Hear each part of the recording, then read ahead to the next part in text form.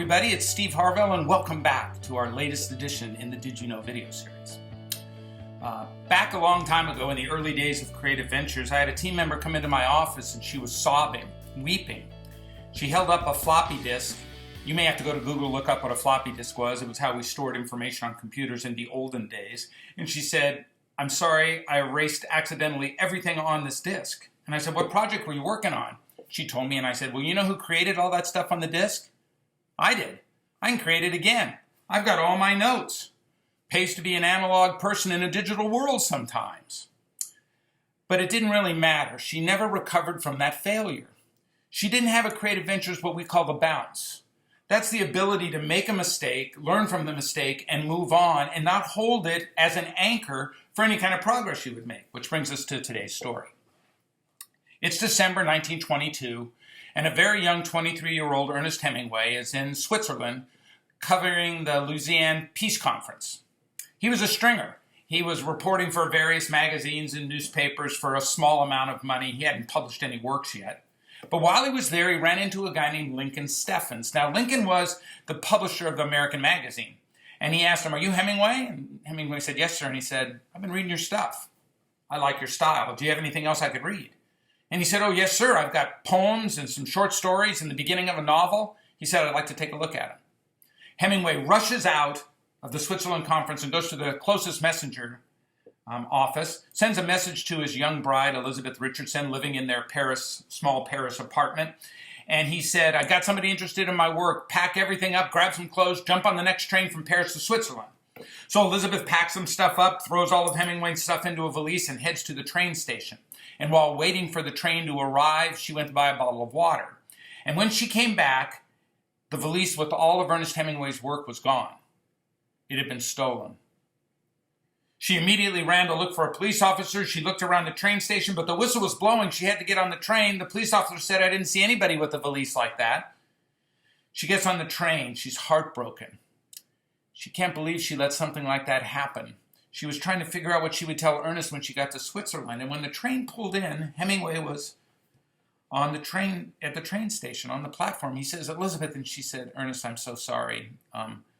I set the valise down with your work in it and someone stole it." And he says, "That's okay, darling. I've got the carbons for it." She said, "No, I packed the carbons too." "Well, I've got the notes that I used to write everything." And she said, "No, I packed the notes too. You said pack everything." Everything that Hemingway had written in this moment of opportunity was gone. He went up to Lincoln Steffens and said, I don't have the stuff to show you. And he said, "Can I get some stuff from you in the future?" And he said, "Yes, sir." Now, how do you handle a bounce, a devastation like this in your life? He handled it. He decided to change the way he wrote. He changed his entire style. He went to shorter sentences, which allowed a crispness for paragraph development, which allowed a clarity for his writing. And it would carry him through all of his works. He finished a work of short stories in 1923 and got them rapidly off to Steffens for reading. And from that new style, he developed a comfort level for it.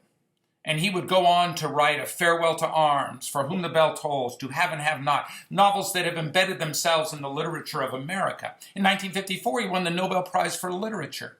That's what we call recovering from a mistake, creating a bounce to it. You see, mistakes come in all shapes and sizes for us.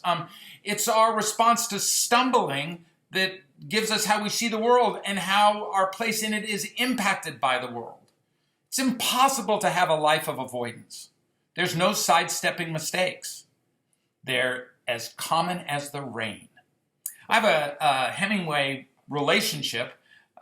When I was a sophomore in high school, my English teacher, Wayne Hooper, who I remember to this day, made us read the classics. One of them, some of it was Hemingway's work, which I immediately fell in love with. I read everything Hemingway has written. I further have this connection by having lived in Sun Valley and Ketchum, Idaho for big part of my young life. Hemingway spent the latter part of his life in Ketchum, Idaho. His personal physician delivered my son, Dylan, on December 25th, 1981 during a snowstorm. The Hemingway Memorial, he's buried in the small cemetery there, and there's a memorial that sits out in a beautiful aspen pocket up what's called Trail Creek. And I used to go there in times of confusion when I needed a silence to think. And I can always remember the line, opening line. It said, "And most of all, he loved the fall." I later went on to bid at an auction for his fly fishing case, and I own Ernest Hemingway's fly fishing case. So here's the moral of the story, and here's why it's important to you. Hemingway's nickname was Papa. So let me leave you with this one line. You need to think like Papa and play the bounce like you were born for a comeback.